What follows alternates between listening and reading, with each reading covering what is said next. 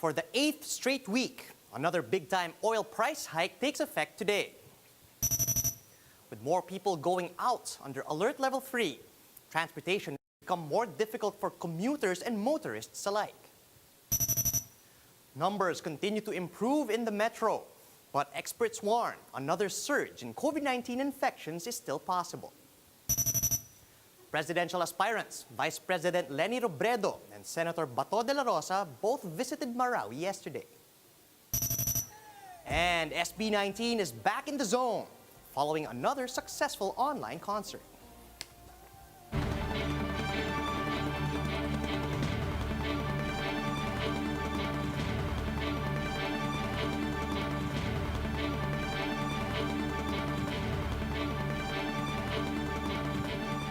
Fast, focused, and fearless. Here's everything you need to know as you jumpstart your day. I'm Charles Lejano.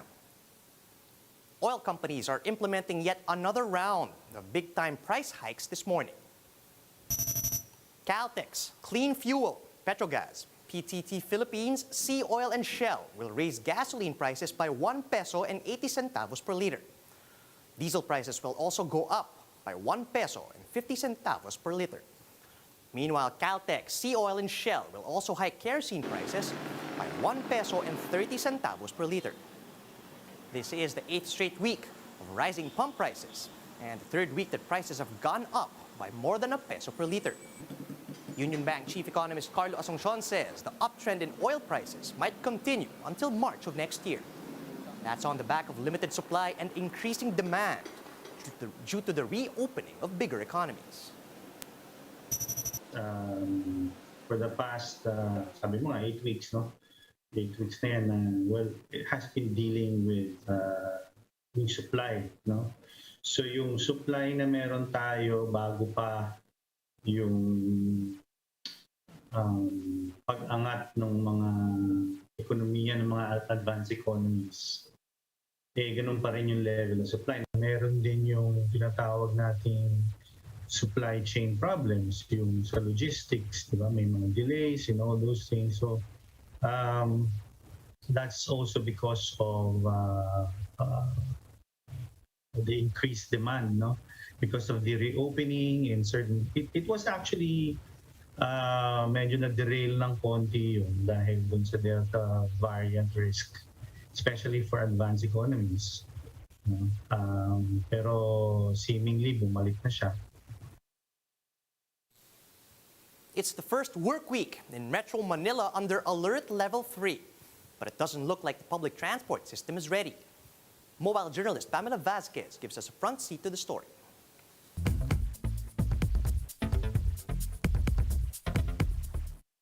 Earlier this Monday, commuters rushing to get to work had to endure long lines at the EDSA bus carousel in Muñoz, Quezon City. By the time a bus comes, they're already filled with passengers from Monumento. Many had to wait an hour or more in the heat of the sun. This exact scenario has played out a few times in the past year, whenever the IATF downgraded the capital to GCQ and more businesses opened up. There aren't enough public transport options for those who need to go to work. The EDSA carousel buses are still providing free rides for now, but the DOTR has already said there's no budget for it next year. Many drivers and conductors for the Libreng Sakay program say they actually haven't been paid in months. Inaantay-antay na lang din po namin. Wala rin naman pong magagawa. Magkano po yung parang binibigay na allowance po sa inyo? 1,000 po. Per day po yun? Opo, pangkain po namin sa biyahe. According to Alvin, the last pay he got was in June 2021. Bus conductor Emerson Villanueva says he was forced to sell his motorcycle. Many of his co-workers stay home because they're not earning enough. Tulad ng operator, wala nang pang-abono sa diesel. Wala silang yung mga empleyado, mga driver conductor, wala nang pangkain. Na sana ibigay niyan nila yung aming pinaghirapan kasi may pamilya po kami na umaasa sa amin. A House of Representatives committee has already proposed an additional 6 billion pesos to continue the Libreng Sakay program next year, but this will need to be approved by Senate too. In the meantime, for thousands of commuters, the struggle to get to work safely continues. Mobile journalist Pamela Vasquez, We Are One News. Despite improving COVID numbers, some health experts warn that hospitals are still running at full capacity. Mobile journalist Jacob Lazaro gives us a front seat to the story.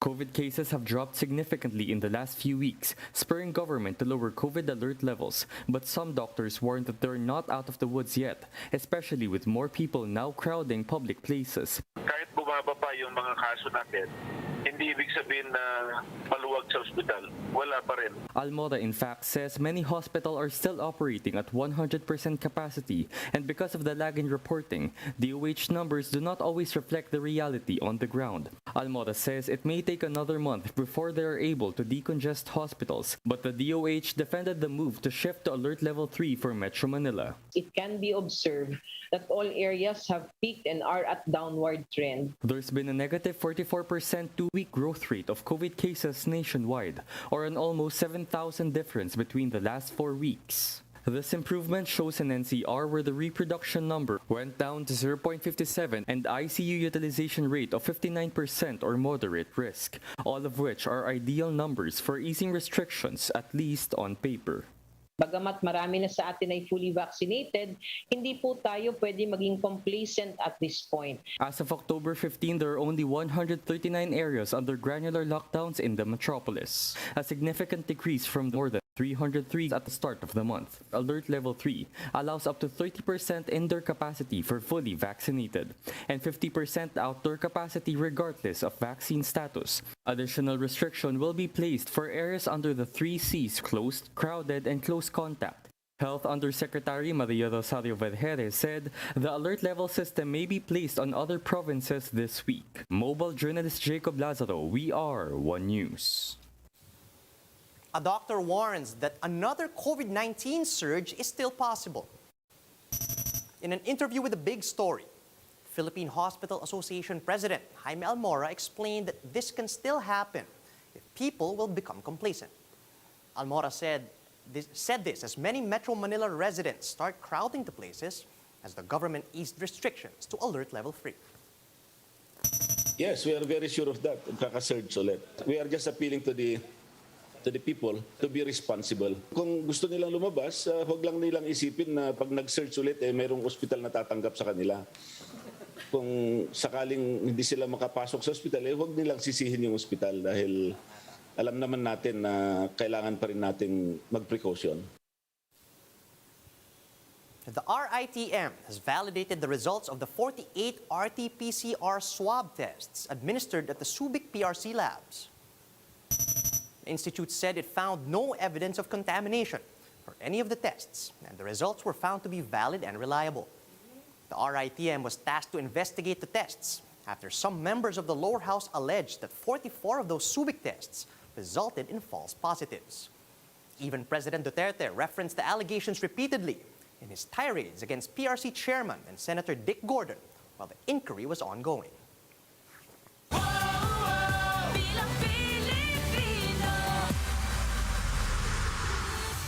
Vice President Leni Robredo visited Marawi on Monday for the launch of a group called Bangsamoro for Leni. The group, made of civil society organizations, members of the academe, and other advocates, pledged their support for Robredo's presidential bid. This as the Angat Buhay program of the OVP brought livelihood, health, and education programs for Marawi residents since 2017. Meanwhile, another presidential aspirant was also in Marawi yesterday. As the head of the Senate Special Committee on Marawi City Rehabilitation, Senator Bato de la Rosa was warmly received in a separate event. De la Rosa visited the city to commemorate the 4th anniversary of Marawi's liberation from terrorism.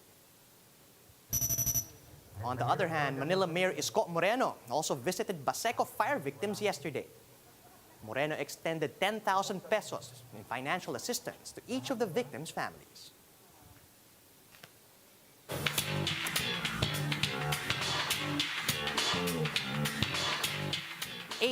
World domination is real.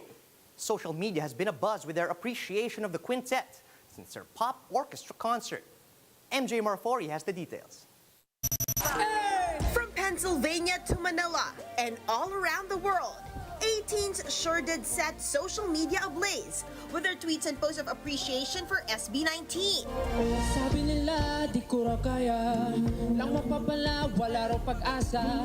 After their trending pop orchestra concert Forte concluded on Sunday, fans were on cloud nine. There has not been one SB19 song that I haven't felt some kind of emotion, and I love that they're not afraid to take risks. Sobrang ganda po nung feeling na may kasama silang orchestra throughout their whole concert, and napaka so real po nung feeling na yon. Lahat po ng performance nila sobrang nagustuhan ko po. Yung voice nila sobrang nag-improve, ang dami, parang lahat ng music nila parang binigyan nila ng new flavors. Mana, Mapa, and Ikako were fan faves for the night, joining Josh Pablo, Stel, Ken, and Justin as fourth impact. As well as soprano Nicole Pageda, tenor Isaac Iglesias, and SSC Chamber Choir, and Batig Chamber Orchestra. The concert is for a good cause, as proceeds will go to unprivileged children supported by St. Scholastica's College. For News 5, MJ Marfori, we are One News. And that's how the day is shaping up to be. Join us later at 10 a.m. as we monitor the day's biggest stories from sunrise to sundown. You can also catch One News on Signal Play. Register for a free account at www.signalplay.com so you can stream One News live anytime and anywhere. I'm Charles Lejano. Mask on, wash hands, and stay safe, Philippines. We're One News.